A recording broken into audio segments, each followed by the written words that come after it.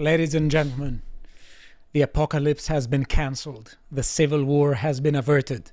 We're going to talk about the worst cancellation ever, also known as the non-cancellation of Jimmy Kimmel.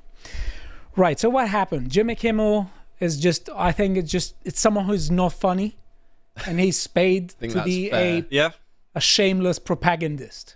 He's also very insincere. Whenever I see him doing interviews, he goes, and his face just stays still, and he makes the laughing noise. Yeah, right. So basically, thanks, Luca. What he said was that the assassin of Charlie Kirk was MAGA, right? And there was an outrage. And what's more, he said this long after the evidence pointed to the contrary. Yeah. Right. He just put that out because he wanted that narrative to be in people's minds. Which means he's completely out of touch. Because, for instance, on the 12th, on Friday, the 12th of September, there were lots of the accounts saying, "Can you see how silent MAGA is right now?" Yeah.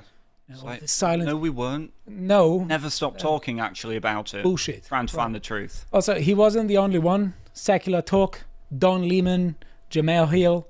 So that was a talking point. There were many people doing that propaganda. Right. So what I wanted to say is that there was a kind of panic to several people, and including some good people, also some friends of mine. And they were suddenly taken by the left's attempt to narrative control and think that Trump is about to destroy free speech entirely. It's all an issue of, destroying, having zero principles, being entirely after power, being completely like the left. No, nothing of the sort. I said several things, but one thing is, Trump has no good reason to engage in top-down cancellation of his critics for several reasons. I'll just gonna give you two. Temperamentally, I think he absolutely loves the back and forth. Mm-hmm. He absolutely loves the back and forth. It's more like he knows how to put on a good show. Part of his image is that he is the Joker against the Batman of the corrupt establishment, part of which are the corrupt journalists. So he wants them. He couldn't care less if ABC is paying millions of dollars to a shameless propagandist like Jimmy Kimmel, because he knows really well that being against this establishment is actually boosting his image. Yeah. And what's more, the words of the media just don't have the same effect on them that they had back in 2016 when they were at all-out war with him. And also the more demonstrably propagandistic your opponents are, your critics are, the better for you. I also think that there's a phrase which I'm not entirely sure how I think about it, but it calls to mind. It's like, for my friends everything, for my enemies the law. And it sort of, this reminds me of in a film, the hero will have the villain caught, and he's about to kill him, and he's like, no, this man who's killed lots of innocent people, I'll become just like him. And it's always frustrating, because then he goes on to kill another innocent person, and then I'm always frustrated, like, well, this hero's an idiot then. He's just resulted in killing someone. You don't, relent when you've got the ability to stop someone who wishes you and other innocent people harm. You are then, it's the same as the Soros. Never interrupt your enemy when they're making a mistake. It's like it's the same as the Soros DAs. They're not actively going out and killing people, but they're releasing people that do. Maybe not killing people, but beating people up and stealing and all sorts of horrible things. So why would you then relent? It doesn't make any sense. Do you want to win? It sounds like you don't. Right. We have FCC Chair Brendan Carr denying that there was government censorship that led to Jimmy Kimmel's suspension. Says it's because of his ratings. Now, let me say I suspend judgment on this case. If there was any kind of attempt to censor him, I think that's a mistake. I'm pro-free speech. I have been pro-free speech. And I gave you the reasons before. And also, I'm not afraid of criticizing Trump. I'm not one of those people who are saying, trust the plan, never criticize Trump.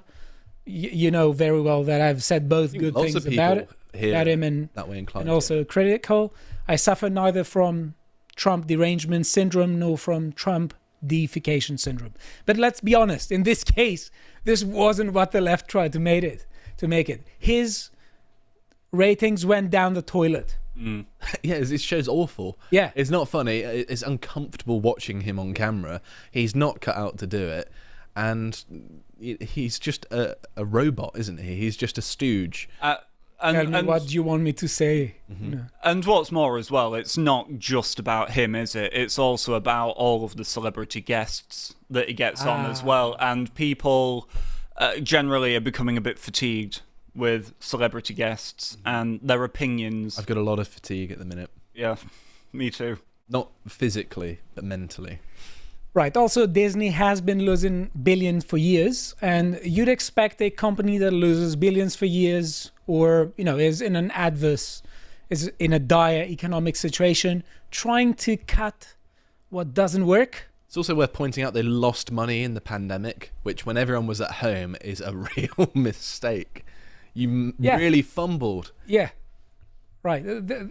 Also, now let's go and make fun of some Democrats because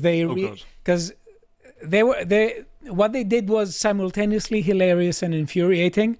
Now let's try and laugh with it, because I want to start with Conan O'Brien. I like Conan O'Brien. He's a good late night host. This is sad. He can be funny. Yeah. The suspension of Jimmy Kimmel and the promise to silence other late night hosts for criticizing the administration. First they came to the late night hosts. Yeah. Then they stopped coming because all problems were solved. The administration should disturb everyone on the right, left, and center. It's wrong, and anyone with a conscience knows it's wrong. 168K. Now, let us focus a bit on Mr. O'Brien's profile. And I want to see something here. Last he said something 20 hours ago. September 19, about Jimmy Kimmel. September 15, completely unrelated. September 10, something about autism. He didn't write anything about Charlie Kirk. Yeah. So he didn't say that, for instance, the assassination of someone for his views is something that should disturb everyone on the left, right, and center. No, what should disturb everyone is the quote-unquote cancellation of one of his chummy late-night hosts. Who was a blatant liar about what happened. Yes. Mm-hmm. And not just a blatant liar about something, about something irrelevant, with his lies, he was sustaining this atmosphere of polarization and I'm amazed that an escalation. I'm amazed he survived purely on his ratings alone. His existence has sort of been a mystery to me that has been plaguing me for years. Is that this guy clearly isn't good? And this is a good opportunity to get shot of him, and they didn't take it. There are so many better people out there that could take his place. Yeah, but the FCC wasn't created last week. And the Democrats have been known for trying to censor channels and try to do propaganda. Here, for instance, could it be the case that someone with such bad ratings is surviving because he's doing regime propaganda? Well, I would say that's absolutely. it. Yeah. That's the only thing it could be. Yeah, right. So let us remember what they were saying. Cancel culture is good for democracy. Caveat, it's only when the Democrats were doing it. Right. Harry Sisson, the towering intellect, the intellectual politics, the titan of politics. When he's addressing the nation, everything stops. Right? You always go for Harry Sisson's take when you're planning a segment, don't you, Stelios? You always, just trust always, his opinion. Always, because I don't want to go with the average or low level opponent of mine. I want to go straight to he says, we're witnessing the most brazen attack on free speech in modern American history. Elon, Trump, and MAGA said they were free speech warriors. It's the exact opposite. Don't they think that perhaps when they went after Trump and tried to basically deplatform him from the presidency, wipe him from all social media, that was, then a sitting president, that was probably worse? With Jimmy Kimmel? I don't know. Maybe it is. And here I have this from a Greek friend of mine, who's basically, he has this and he shows the distinction between what Harry Sisson said in 2022 and what he says now in 2025. Almost like they don't have principles or something, isn't it? Yeah. Now, also, when we're talking about escalation, we have to ask the Germans. They know about it. They know about polarization, and we need to ask the Germans, right? So this person here was Jürgen Naudit. He's talking about Stephen Miller's speech, who said that we will prevail over the forces of wickedness and evil. They cannot imagine what they have awakened. They cannot conceive of the army that they have arisen in all of us, because we stand for what is good, what is virtuous, etc. And he says, this is 100% Goebbels. But Terms like forces of evil, the good and the virtuous, as well as the notion of an inflamed army. have they heard of Ronald Reagan before? Yeah, that's exactly what I quote posted this He guy. talked about good and evil all the time. And also, isn't Stephen Miller Jewish? Yeah, but I don't know. Maybe I want to ask this person if he thinks Goebbels was evil. Is that a fair question to ask him? no, it would be. Or would it be totalitarian of me to say that bring this Goebbels up. was evil? And also, this is coming from the same people who are like, well, Antifa are obviously good. It's in the name, they're anti-fascist. So everything they do is good, and everything they do against their opponents is, their opponents are bad. Yeah, and also the Democrats and the progressives and the EU, they have never mobilized emotions and demonized opponents. No. Never. Luca. No. They're very Please principled people, Stelios. Never say that they have. Never. Never in my presence. So, suggest this. Right. Now, we have to talk again to the big guns. We have to talk about Angelina Jolie. Which ones? And even more... I know. An intellect even more towering than Harry Sissons. She's who I go to for all of my political commentary. Exactly. She says basically that she no longer recognizes her country under the current Trump administration. I don't think I recognise her anymore, judging from all that filler. Now I can't get a Mexican toilet cleaner anywhere. I can't recognise my country. No, this is entirely my humor. Yeah. Yes, I know. Right, okay. Okay. Right. Hillary Clinton says, in America, we defend free speech in terrible times. Do we? We defend free speech. Not Benghazi, though. Even when it's offensive. We defend free speech.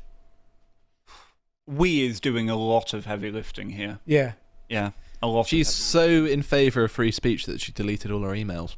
Also, That were, I believe, demanded by Congress at the time. I'd like to reply here, but for some reason I can't. Because she believes in free speech. Yeah, right. It's just so much free speech you can't deal with it. David Pacman says, one of the hallmarks of authoritarianism is to terrify people into self-censorship. ABC ending Kimmel's show is the perfect example of this. What about if I said I was against Black Lives Matter in 2020 and I held a normal job? Look Would I have been safe then? Would I, Yeah, but what did he say for Roseanne Barr? Big win in the battle of ideas and free speech. Roseanne Barr said what she wanted to say. ABC made the business decisions that were right for them. The internet is just the most marvellous library of receipts, isn't it? It is, yes. The Democrats have never attacked free speech. That's why Ilhan Omar asks, does the First Amendment protect your freedom of speech? Yes. Does it protect you from being shamed or shunned by others? No. And Ilhan Omar knows all about that. Ask her brother. Bottom line, your opinions have consequences like everything else in life. Now, taken out of context, I don't think it's that wrong. Yeah. What she's saying, generally speaking, is okay, but we know why she's saying it, which is not okay. Right. Now, I have to go to actual intellectuals, right? Okay. Okay, because Steven Pinker, are you sure? Steven Pinker, because His work on language. Steven Pinker and some other people, they were so eager to go and say basically, no, I'm not part of that of MAGA. Basically, that was the whole thing. I'm not gonna go down with you. They were so much into the both sides argument that they didn't even have some time to look at what was going to happen. And just wait and see. Also, ask yourself whether there is any reason for Trump to want a very bad critic of his to stop criticizing him. He says, cancel culture, typically associated with the left, is exploding on the right. I have a chapter called Cancelling Instinct in my new book, which tries to explain this human impulse, not restricted to any political faction. Right, it is not restricted to every political faction, but the very fact that this is being presented as a both sides issue is it's not even close, is mistaken, to say the least. Another stinker from Pinker, I would say. Well, I mean, Brett Weinstein says, seems like all the free speech warriors have forgotten how free speech works. And I told him basically, sorry, he has forgotten how freedom of association works. Yes. Because the overwhelming amount of cancellation from the right wing is bottom up, just like we're boycotting, crazy businesses. Most of it is bottom up. And it looks like in this case there wasn't even a heavy-handed government coercion. Because if it were government coercion, and then ABC said, well, look at these dire consequences I have from all these people protesting the cancellation of Jimmy Kimmel, the response would be, well, then you shouldn't have broken the law. So it looks like, no, sorry, it wasn't a both sides issue. Not at all. And I have also, sorry, if I may just say as well, as we've said before, these are not the same thing. It is not the same thing as the left cancelling yours 5 years ago for questioning the BLM narrative. Yeah. And someone live on air in front of many, many viewers openly lying about why someone was killed. Yeah, Jimmy, freedom of speech doesn't mean freedom of consequences. Didn't you know that? I'm sure people like you, and maybe even you yourself, have said that exact thing, right? So why don't you lump it and leave it, Jimmy? I'm afraid. Well, so I had this thread, and I said basically one thing in response to people like Steven Pinker and Brett Weinstein, that basically treating it as a both sides issue is just completely mistaken and ignores the reality on the ground. And ignores key differences such as the extent of cancellation, the manner of cancellation, the rationale for cancellation, and who did it first. And it's entirely a leftist op. And you could definitely see it from the very beginning, because it was so abstract. And it ignored the reality on the ground in the same way that people who are talking about social justice, they completely ignore the process by which outcomes come about and only focus on outcomes. And they didn't even think of the number of outcomes. And let me just give you a very small number. The extent of cancellation, it's nowhere near comparable. Nowhere near comparable. I tell you a commentator that has been good on this, Conan the Barbarian. He says, crush your enemies. See them driven before you. Yes, exactly. And hear the lamentation of their triggered folk. I don't know. Yeah. Making up on the fly. No, let us set the record straight and just recognize leftist psyopses when we see them. Right. So the extent of cancellation is nowhere near comparable. We have the left trying to cancel people on a top-down manner. In a top-down manner, there's no grassroots strong support for this, but it's mostly top-down implemented for a decade. And now we're talking about someone who wasn't cancelled. So it's not comparable. And with respect to people who cheered about the assassination of Charlie Kirk, I have said that this is an issue of freedom of association, and it has been a bottom-up phenomenon. It was driven in a bottom-up manner. People said, listen, you're liaising with psychopaths, do what you want. Do you want to associate with them or not? It's your choice. That's what happened. So these things are not comparable. And I want to show this video because the Democrats engaged in complete demonization. They said, also was this other guy who looks like an ice cream, who was have very white hair. Okay. He was saying basically we need to do what the Germans did to prevent Hitler in 1930. Oh, that black guy on that other segment. I think Elie Mistel. Yeah, something like that. Yeah, they were saying that was one of the replies. Right, so he was saying, they need to do this. Because why? Because someone wasn't cancelled. but the left engaged in that psyop, or where they were constantly screening. And I want Steven Pinker to write a book about, not about the canceling instinct, but about the instinct to empathize with performative victimhood. That would be a good book, actually. Yeah, that's something that happened. So what the left did here was they engaged in performative victimhood. They constantly screamed that they're the victims of it, not Charlie Kirk. They were the victims of it.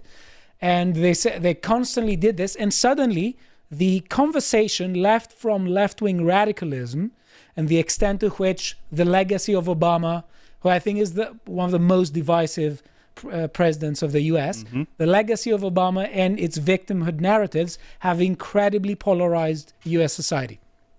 It left from that, and it was all on whether Trump violated the First Amendment. Well, so that was a psyops. It's a product of a society that rewards weakness, that everyone's competing to be a victim, whereas it should venerate strength, and strong people don't go, well, I'm such a victim, I'm the victim. Yeah.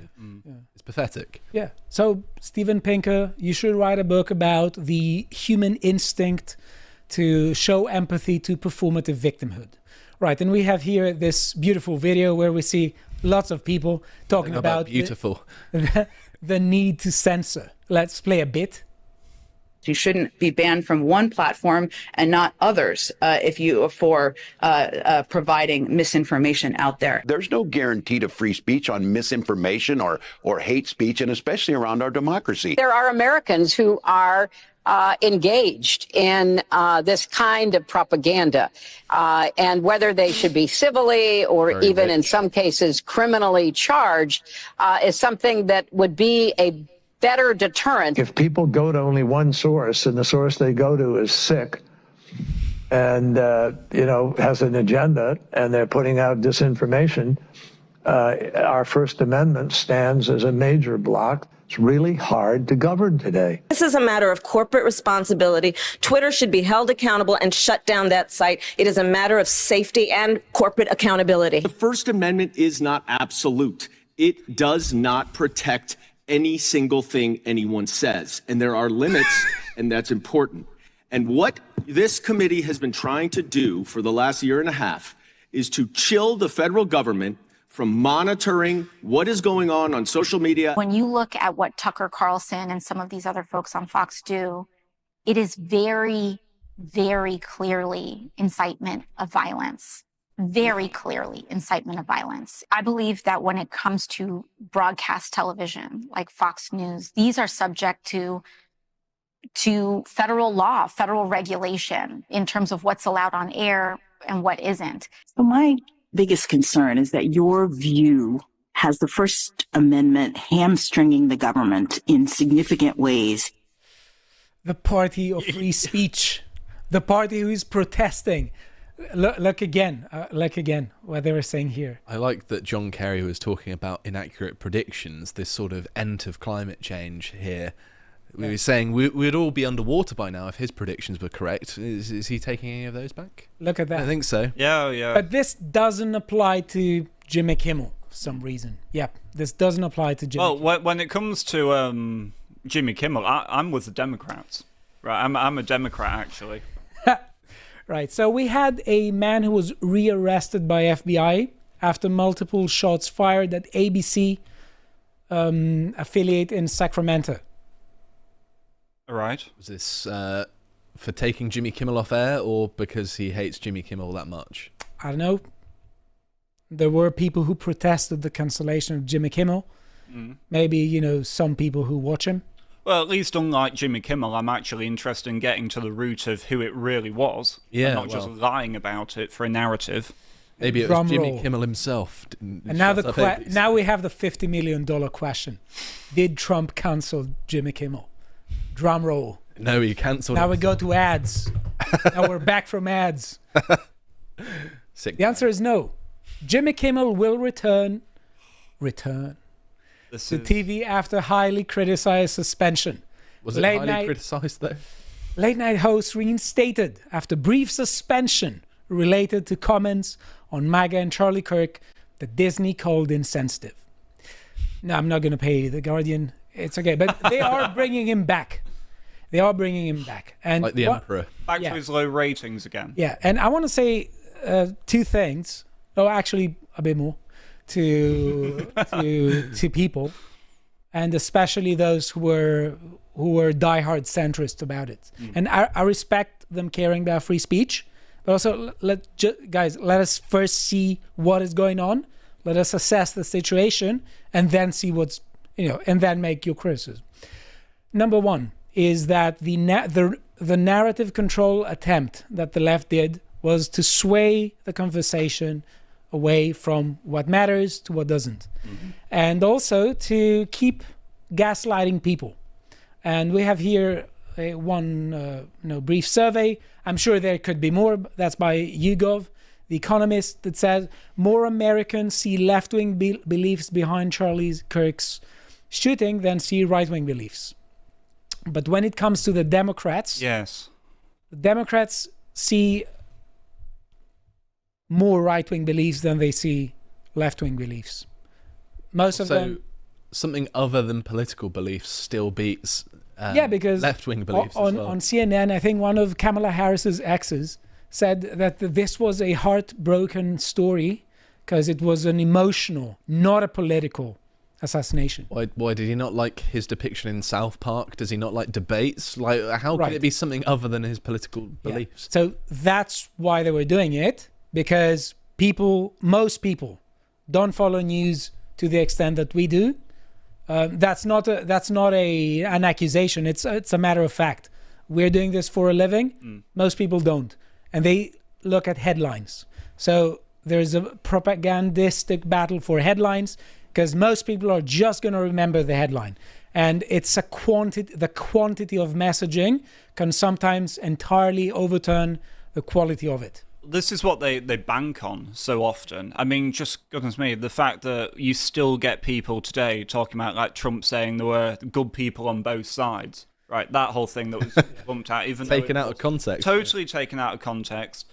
Easy to find that it was taken out of context, but the Democrats would just say it and say it and say it and say it until eventually people just take it, and because that's what they heard. You throw things at a wall and see what sticks, and right? That's exactly what they tried to do with this narrative on Charlie's killer. Yeah, and as the German said, it's 100% Goebbels. Throw them out hoping some of it will stick. But that's actually it. Yeah. Right, and I want to end with talking a bit about demonization, because the Democrats are doing it to a very large extent, and it happens for various reasons. Number one, it presents violence as justified, because it constantly breeds victimization and the belief that is implied that you're in a position where you have to defend yourself, therefore violence is justified. That's one of the things why demonization is employed in rhetoric. The other is to make your opponents sound less human, therefore you thinking that exercising force against them is not that much of a big issue. And the third one is because it presents a usual day as a massive political win. Because let's say if the MAGA people don't want to destroy things, I think that if we look at how people reacted to the assassination of Charlie Kirk and compare it with how they reacted to BLM and all these issues, we'll see that no, they don't want to burn things. No, they don't want to destroy things. So if the propaganda of the Democrats constantly says it's Weimar, we are just a few nights before the night of the long knives, they're about to destroy the establishment. They're about to bring forth the Armageddon, the civil war, and these guys are not, and they end up not attacking. Then the propaganda presents them as, look, they're afraid of us. They're afraid of you being victimized by our propaganda, so keep being victimized so you can avert the Armageddon. So where there wouldn't have been a problem and where there won't be a problem, they're presenting it as something that they themselves did. So they say, hook on to this propaganda and you averted the Armageddon. And I think that this is just a very pernicious and polarizing way of both governing but also being the opposition. It's incredibly polarizing, and I hope more and more Democrats and supporters of Democrats wake up to this and start understanding that they need to turn their back to this victimization nonsense. Who are the men that pick for scraps amongst the ruins at the end of history? You should know, because you encounter them every day. Between the towering buildings of a fallen empire, we find the Fellahin, the historyless men, who know nothing of the turning of the cosmic wheel and find themselves outside of civilization itself. Cut loose from the great chain of being, they represent the loam into which our dying culture will return. That is, unless we choose to take up the burden once again. This Fellahin condition is the subject we explore in issue 4 of Islander magazine, on sale while stocks last and available worldwide at shop.lotuseaters.com.